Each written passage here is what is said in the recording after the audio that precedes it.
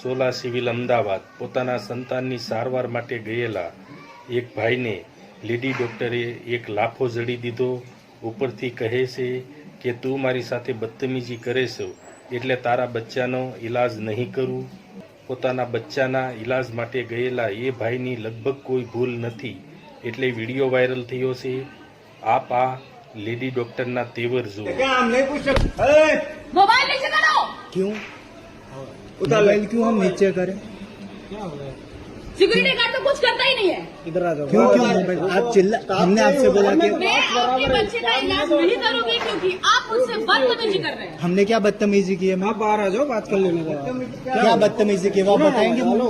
हमने क्या बदतमीजी की? मैं आपसे हेलो, वो मेरे को एक लाफा भी मारा है, वो बोल दे। मेरे को यहाँ पे उसने लाफा भी मारा है। कभी मारा? अभी अभी अभी वो ठीक है। मोबाइल ऐसे मारा तो हाँ। इधर मारा मेरे। सुनो ना, ये डॉक्टर है, सोलह सिविल। भाई तेरा ड्यूटी है ना, बलदेव से मैं बात कर लूँ। अरे धर्मेश से बात धर्मेश करता हूँ। बलदेव किससे बात करनी है? किससे करनी है? तो वो बाद में